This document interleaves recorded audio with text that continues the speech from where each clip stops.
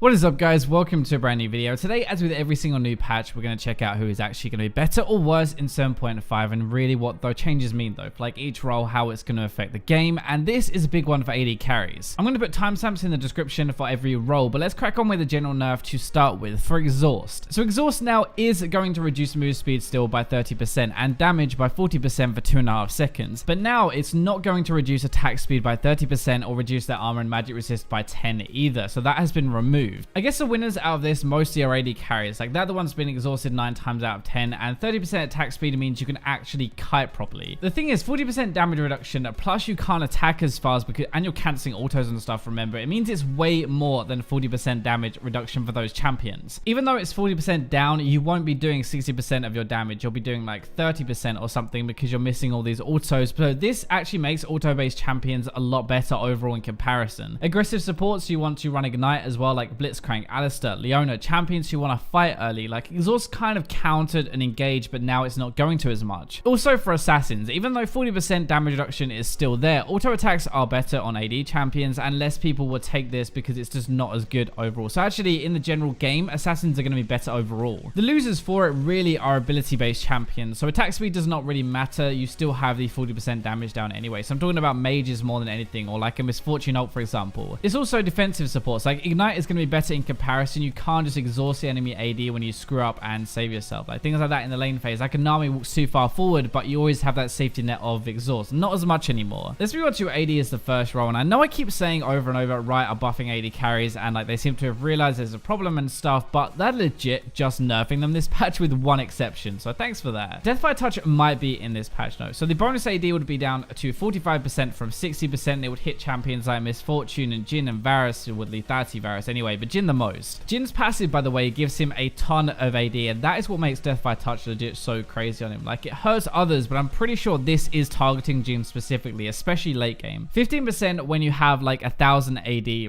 really does add up. It actually is going to make a difference. The Warlord's rework should also be in this patch. So it works like a static shiv and a rapid fire cannon proc now. The next attack after it's energized has 1 to 50% lifesteal and 30% move speed for 0.75 seconds. I'm still really not sure what to think of this rework. Like, it's definitely a nerf to what it used to be, like the old Warlords, and considering Fervor is already the go-to choice for ADs, it's not really going to change that. It's really good late game though, and for kiting, but Fervor is just a ton more damage, so I'm not sure why you would take it. The one good thing though, finally, is Lucian is actually getting a few buffs. So he is my most played champion, and then all of a sudden last season they kind of killed him. It's a bit weird though, the way they're actually buffing him. The Q cast time is going to reduce with levels now down to 0.25 seconds, and your W cast time is down as well. You also should be able to animation cancel his Q and W much easier. They've changed how it works now. It seems a bit weird, but these are probably bigger than you think. Animation cast times are really never changed because they have such a big impact, so maybe we'll finally see a bit more Lucian. What it actually means though, like in game and stuff, comboing auto attacks and abilities after your W and Q is going to be easier and smoother now, so it should be more damage overall. Also, dodging your Q will be harder late game, so it's actually really good for his damage later into the game. The amount of times the enemies have dodged my Q by accident is super annoying. Fervor is really good on him at the moment. This might be enough to bring him back a little bit actually. He's still really good in the lane phase, and with the exhaust nerfs as well, that might actually help him a lot. If you think about it, you have aggressive supports coming back with Ignite. You have Lucian, who is a really good lane bully. Maybe that is enough to absolutely dumpster people in the lane phase again. Misfortune is getting some nerfs though. So her Q second target damage is the same as the first now as well. So it's going to be 20 to 80 from 40 to 160. You also lose 15% of your AD and AP ratio. Before as well, if the first one died, you have 50% increased damage on top of the double damage. So you're losing two things: the double damage on the second target regardless of if the first one died or not, and a 50% increase to that double if the first did actually die. There is a new element to it though. So the second shot can crit for 200% damage, which seems to scale with Infinity Edge. It always crits if the first shot kills the target as well. Basically, Riot really want you to build crit on Misfortune, but I'm not sure. Like, her ultimate does crit now, remember, after the changes. Her Q does as well after this, so having even just an Infinity Edge in your inventory seems super worth now damage wise. They have kind of adjusted it to do a bit more damage, but not as much as before unless you have an Infinity Edge, which it might equal out a bit. It's kind of confusing, but before this, the second shot already did double damage, right? Now you have to kill the minion to crit for double damage. It's kind of like how it was before, where it just bounced, it would do double damage, but now it has to crit and it has to kill the first target. It's a pretty big nerf for a lane phase, but in team fights at least you will crush with her ultimate. Varus is actually a bigger one, so in my opinion, lethality Varus is actually pretty dead this patch. Your Q has been completely reworked to kill lethality Varus. Basically, the CD is up to 20 seconds to 12 from 16 to 8. So they've added 4 seconds on it. Your total AD on the maximum damage is down 15% as well, but there is a new element to it. So the cooldown is going to be reduced by 4 to match live. Actually, it's even better with some cooldown reduction if the arrow is used on an enemy champion with blight stacks, so with your W stacks. What this means is you don't want to use your Q for poke anymore, really, like not properly if a fight is going to break out anyway. You want to use it to pop the blight stacks when you're auto attacking someone. They're turning him way more into a full AD carry, like a crit AD carry. And honestly, I think he's going to be pretty overpowered this patch. I've been tracking this a lot and testing stuff ready for it, but Fervor is really good on him. You stack it really fast and increases both your Q and E damage and also your auto attacks. Attack speed is already very good with his reworked passive. If you kill a minion, you're looking at like a bonus attack speed with the same as Phantom Dancer. It's pretty nuts. Your W damage also does 5% of their maximum health per stack, right? You can take away 15% of max health, well, like 30% actually if you use both abilities after stacking. That is insane. Overall, I think actually crit or on-hit Rage Bait Varus with Fervor is going to be super good this patch, and I'd expect people to still play a lot of Varus, but not lethality. The Blade the Ruined King rework is also coming in at this patch, and it's pretty weird. It's 100 gold cheaper, the lifesteal is up 5%, the on-hit damage is up a bit, there's more AD and less attack speed. Also with the active, it now does 100 magic damage from 10% of max health. There's no heal, and the move speed is a little bit worse. The big things really are more lifesteal, more AD, less attack speed, and the active, the move speed won't last as long, the damage is worse versus tanks, but better versus lower health. It also doesn't heal. I'm not sure if I would take this change, honestly, except if I'm going to rush it in the lane phase. AD is better early, and attack speed is better late, in general terms. More lifesteal is really good though, and 100 magic damage is better than 10% early as well. It's more of a lane item, I think, that scales into the game with the percentage damage. Definitely going to be better on Ezreal though, that is for sure. Vayne maybe can rush this again with a Tumble Max, I'm not sure. It's going to be super situational in my opinion. The other item changes to Edge of Night, so the duration looks like it's going down to 5 seconds instead of 10. I think this honestly makes Edge of Night really hard to use for an AD carry now. You're going to have to time this perfectly to even get any benefit out of it. Like 5 seconds is not that long considering you have a cast time on top of it. If it was instant, sure, like 5 seconds is insane, but like you have to use this before a fight, right? Not take any damage, not auto attack, and then hope someone hits you within those 5 seconds. So what does this all mean for the AD carry role though? So basically more aggressive lanes are going to come back a bit, I think. Misfortune is down in power and so is Exhaust. Varus with Fervor and attack speed builds will be an absolute tank destroyer, but not with lethality anymore. Ezreal will also be better with the new Blade the Ruined King. I might actually expect him to get it a bit earlier into his build as well. The ones to watch though really would be Kog'Maw with the new Blade the Ruined King. Also Borg into Triforce builds in general will actually be really strong early game now. More AD with Borg and Triforce, the synergy is really good together and actually going to do an insane amount of damage. Crit champions in general will be a bit better this patch overall, I think, in comparison to everyone else. So like Twitch, Tristana, Jinx, and Caitlyn will actually be really good to play. Now let's move on to the mid lane. So LeBlanc is the biggest change. At least she's not like 100% boned, but she's pretty close. The damage to minions on your Q has been doubled actually. So that is a nice little change. You get some more base damage and 20% extra AP ratio. The trade-off though is your W damage is down. You're losing 125 max rank and 40% of your AP ratio. And if you use your ultimate and W, then you're losing 145 and 20% of your AP ratio. In total, if you use your W and then your RW, you're losing 60% of your AP ratio contribution and 270 base damage. Now remember as well, it's an AoE ability, right? So you hit 3 people in a team fight with this and suddenly you've lost about 800 damage and 180% of the ratio worth of damage. That kind of hurts. Your single target damage is still really high, right? But your AoE damage is massively down. She's still good as an assassin, like a single target one, but she's going to be worse in team fights. Ryze as well is getting another few nerfs, so his W and his E are both being targeted. Remember, by the way, last patch's Q lay down damage is down 20% as well, so altogether that is a ton. The problem is Ryze is so overpowered at higher ranks, like probably the best mid lane you can play, except maybe LeBlanc. At lower ranks though, he's really not, unless you're super good with him, which is pretty hard anyway, but it's one of those awkward things where like lower ranks, I wouldn't bother with him anymore. Like they're going to keep nerfing him to stop the abuse higher up. So what does it actually mean for the mid lane in 7.5? LeBlanc is still going to one-shot you, but your W does a lot less damage, and she might not be 100% banned anymore. Assassins are also slowly getting weaker and weaker this patch, which means mages are coming back big time, so there's more control, there's a bit safer now, and you're able to scale into the mid game a bit better. There are 2 types of mages which I think are going to get better, so control mages like Ahri, Anivia, Orianna, Cassiopeia, and also poke mages, so like Vel'Koz, Lux, and Xerath. The ones to keep an eye on though would be Aurelion Sol at higher elo. He's probably the best control mage there is, to be honest. He's just a bit awkward to play. Echo and Fizz might come up a bit more if AD assassins are weaker, maybe, and Malzahar solo mid as well. Like you can push really hard and you have a lot more control. Moving on to the top lane, Bond of Stone is getting reworked, maybe called a Stoneborn Pact. I'm not sure about that one, but you gain 5% of your total health and all your crowd control effects brand enemy champions. There's no cooldown either, by the way, so allies who attack those branded champions heal for 5 plus 2.5% of your maximum health over 2 seconds, which is halved for ranged. I've said this before, but it's kind of weird. It's good for like big beefy tanks or supports. There's a lot of cheesy stuff you can pull off with it, like Rylai's perma slow for perma healing, but I'm not sure you'd want to take this over Grasp or Courage or Thunderlords. Aatrox's full rework should be hitting this patch as well, but from what Riot have said on the boards, this iteration is going to suck a little bit. According to them, testing so far has shown he's pretty weak, but they ran out of time to change anything for this cycle. I'd have thought this would have been a big part of the video, to be honest, but according to Riot at least, he's not likely to make that much of an impact just yet. It seems more of a maybe you want to ban him so your team doesn't play him rather than ban him so the enemy team doesn't crush you with him. Those are the only top lane changes this patch. So there's 2 full reworks, but even then I'm not sure they're going to impact the game just yet. Maybe next patch though. So Aatrox isn't really going to be that much of a factor, neither is the Stoneborn Pact, whatever it's called. Lethality nerfs won't likely hit Talon and Quinn that much because they want to use Ed of Night aggressively anyway. Gangplank though will be slightly worse because of the exhaust nerf, and Darius and Fiora are still going to be top tier in my opinion with Fervor. What to watch in top lane though is a bit different. Like tanks are falling out of favor a bit, so that means watching other carry picks like Irelia, Swain and Kled, who will most likely jump up a bit more this patch. Moving on to the jungle, there aren't too many changes, but Rengar, the base armor is down and your W is not going to heal you as much in the jungle anymore. This really is just aimed at his jungling early, like he's not going to be as healthy at all, but there are some bigger ones to Kindred, I think. The mark system has been changed, so a passive, like the time on a camp is 3 minutes from 5, the mark respawn is 50 seconds from 70. The system has been changed though, so there's like 4 tiers depending on how many stacks you have, and it's just easier to get them early. Remember, by the way, these marks give basic attacks 1.25% current health damage. So actually, if you get 10 of them, suddenly you're doing an absolute monster amount of damage with some attack speed. So this means that Rengar's clear will be a lot worse, I think, easier to invade him and less healthy ganks. So maybe it's easier to turn them around at least. The thing is, this isn't the first nerf, right? So they're slowly just screwing everything except his elite damage. Like you have good burst damage, but that's starting to be it as they nerf every single part of the rest of his kit. Combined with lethality nerfs, we're likely going to see less Kha'Zix, Rengar and Graves and stuff. They're going to fall down a bit more this patch. So further junglers and tanks will probably take their place now that tanks top are nowhere near as popular. That means you want to be watching out for champions like Shyvana, Yi and Xin, who are probably the best further users in the jungle, and late game they use it to carry really hard. Skarner, Volibear and Hecarim are the best hybrid carry and tank champions with some engage, and Zac is probably the best jungle tank now. Ivern is also going to be even better than he is already. The supporty style is actually better with control mages, carry tops and crit AD carries coming back. Finally, for support there aren't any changes, but we're in an Ardent Sensor meta mixed with aggressive supports. The exhaust surf means that it won't save you if you're a squishy support like a healer, or it won't prevent all in fights. It also opens up more ignite lanes, and engage is going to be way more rewarding as well. Alistair, Blitz, Leona are likely going to be a lot better, but Sona, Soraka, Lulu and Nami are also still going to be super strong just because of Sensor and the AD carry meta. So I hope you guys enjoyed the video. If you did, make sure to subscribe. Thank you for watching until the end, and for now I'll leave you with the robots.